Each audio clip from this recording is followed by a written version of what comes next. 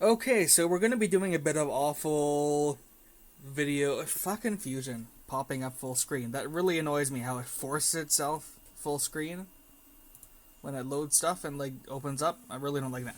This is gonna be some awful picture in picture whatever. Hey, look, recording a video of a screen.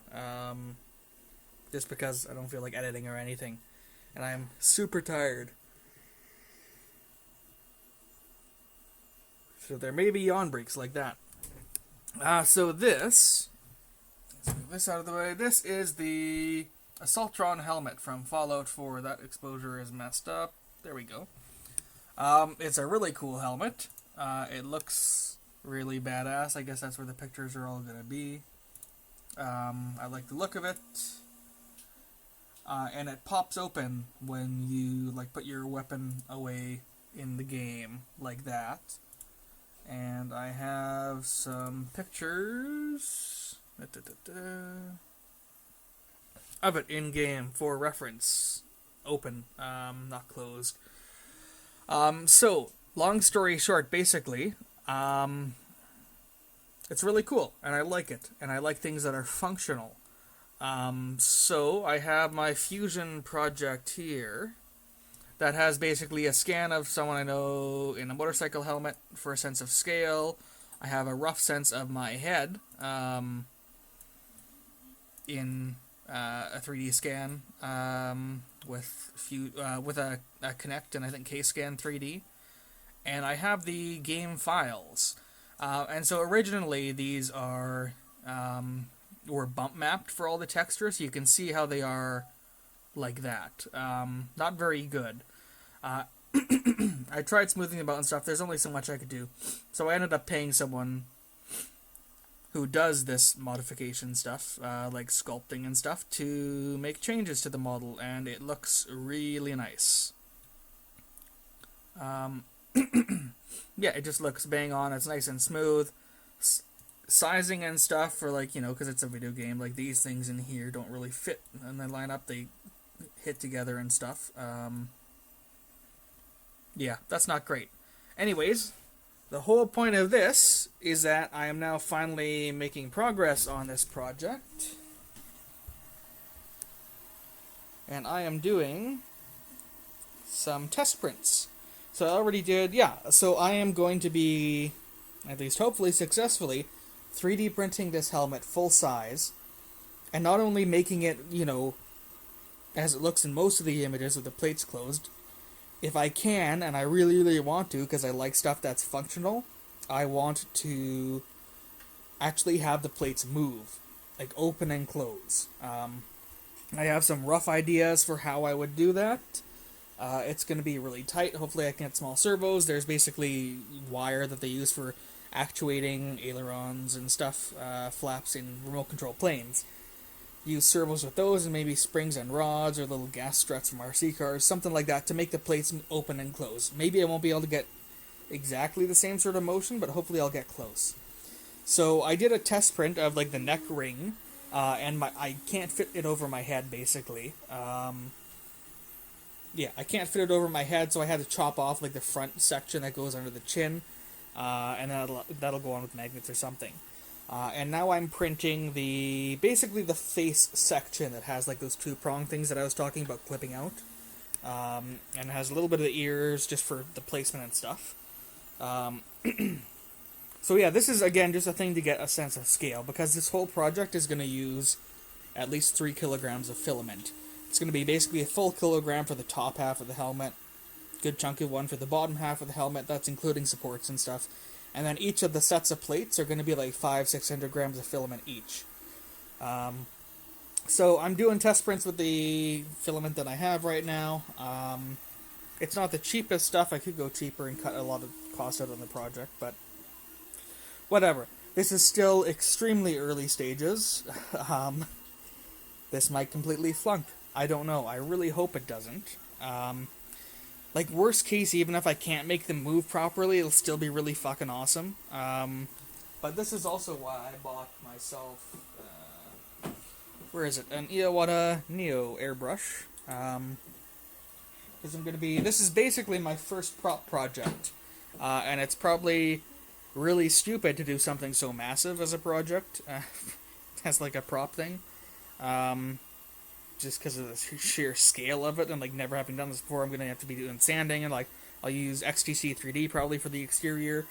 I might reinforce the inside with fiberglass. I don't know. This stuff seems pretty good as it is for strength.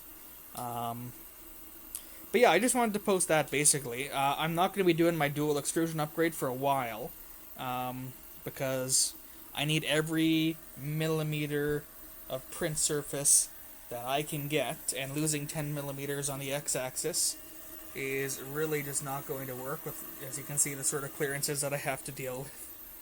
Unfortunately, it can't quite print the whole thing in one piece, which would make it easier a fair bit in terms of hiding like a seam. I still need to figure out where I'm going to cut it in half. But that also means that I don't have to change out filament halfway through, and I don't have to worry about it getting 80% of the way of the full helmet and then failing. I could cut up even smaller sections. I don't think like doing that. I want it to be as little work as possible. I could make it work by like trying to cut off those things that stick up from these sides here that hold the bottom plates in place, but those are really hard to remove and stuff from the model, and same with the antenna I'd have to take off as well. But yeah, basically I just wanted to post that, and that's what I've been really eager to get my 3D printer back up and running for. I was thinking maybe dual extrusion I could use soluble support, but I've actually really nailed the settings for this filament, which is why I'm going with the more expensive stuff. It's like $34 roll MG Chemicals PETG. Could get cheaper stuff on Amazon that would cut down the price a decent amount, but then I have to deal with tuning it in, all that sort of shit. So yeah, it's going to be probably quite a while until you see more on this, but I just want to put it out there as a big project that's going down. This is one of the first ideas that I had when I got my 3D printer. Just because of the build volume, I was like, hey, I could print a huge, I could probably print a whole helmet, and for like a Stormtrooper helmet or, like a Star Wars helmet or something like that, I could fit it all in that print volume. This one's a little special, but this is one of the coolest helmets ever, basically, I think. It looks fucking badass, even if I can't get it mechanized. So that is what this is all about. Ain't gonna be cheap, ain't gonna be easy, and it's definitely gonna take a long time. It's gonna be, from my rough calculations, pretty much 8 days of printing, over a full week of printing time. And that's the other thing, doing these test prints, that's to make sure that I have stuff nailed, and if there, if there's some weird thing that's causing layer shifts in like big prints like this, then I know about it ahead of time when I'm not wasting a full kilogram of filament. So anyways, yeah, that is sort of what's going on with this. Really not going to be easy, and it's, yeah. Sorry, I'm super tired and I'm rambling, but yeah, that is basically what's going on with my printer. Some stuff came in where I could have just used my printer for something else right now, which is annoying, because now I got another 7 hours until I can use this thing or whatever. I don't know. But yeah, that's my current main big project with the printer. And overall, I think, because that's going to be sucking up basically all of the spare money I have for filament and stuff, and servos and things like that, so yeah, just wanted to post this as a video, a little teaser thing. I don't have the ability to do like a punish props style, oh hey, first you 3D print this and you sand everything down and whatnot. My stuff is generally long form factor and probably boring to a lot of people, hence, fuck all subscribers. So this is probably going to be fairly similar, but I'm hoping this works out. Might be a failure, I don't know, but I'm kind of excited about this, so that there is the starting steps of my printing an Assaultron helmet. And another thing, actually, part of not doing dual extrusion, this you could do with the stock ANET 88+. Don't need to replace the board with an SKR 1.3. You don't need to add Octoprint. You could do this with the stock machine, I'm sure of it. This is basically all stock extruder except for a different cooling fan and the 60mm fan adapter that I made for cooling the hot end better. Or the cold side, whatever. This is, feasible on the stock machine. This is mostly stock, essentially. Mechanically it is. Once I replace the extruders and stuff, it won't be, but yeah. So anyways, that is, I'll pretty much cut it to a close here. It's about 10 minutes. So, yep, that is what's going on now. Like I said, it's going to be a while before you see things, but if I do the next update, it might be like the whole helmet or something. I don't know. So, yeah, hopefully that is something that you guys can look forward to or enjoy or something. I don't know. But once this starts ticking, maybe that'll actually get some attention to my YouTube channel. Who knows?